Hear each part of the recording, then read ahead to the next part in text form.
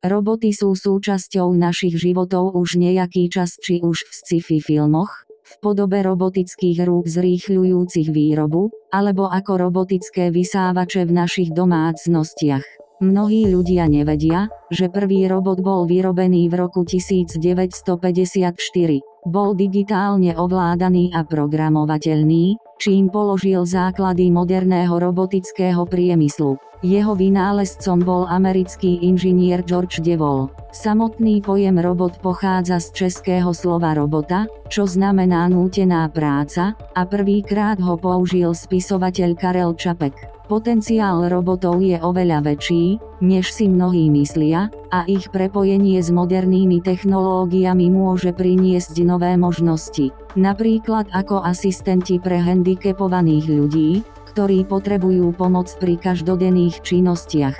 Jedným z takýchto robotov je aj model od spoločnosti Dexmate, ktorá sa špecializuje na vývoj inteligentných, výkonných a spoľahlivých robotov. Ich vlajkovým produktom je mobilný robot Vega, univerzálny, flexibilný a vhodný na širokú škálu úloh.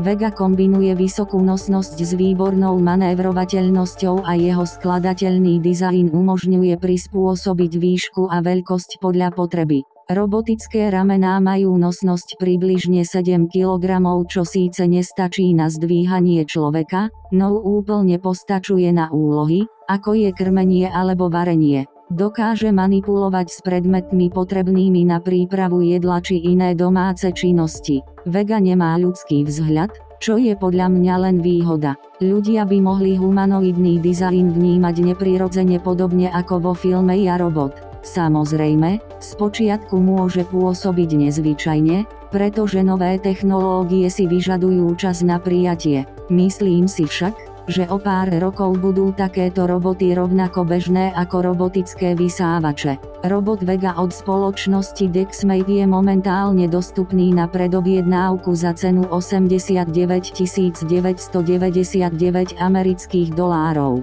Na zabezpečenie objednávky je potrebné uhradiť nevratný depozit vo výške $999 amerických dolárov. Tu je približne 82 644 eur za robota a 918 eur za depozit. Tu je poriadne drahá hračka, ale dúfam, že časom cena klesne, najmä keď na trh vstúpi robot od Tesly a pridajú sa aj spoločnosti ako Apple, Samsung a Google. Mimochodom Google vyvíja systém umelej inteligencie pre roboty s názvom Gemini Robotics. Cieľom tohto systému je vytvoriť roboty schopné vykonávať komplexné úlohy, ako je jemná manipulácia s objektmi, čo predstavuje významný krok v evolúcii inteligentných robotických systémov. Čo myslíte, budú nám roboty pomáhať, alebo nás nakoniec ovládnu?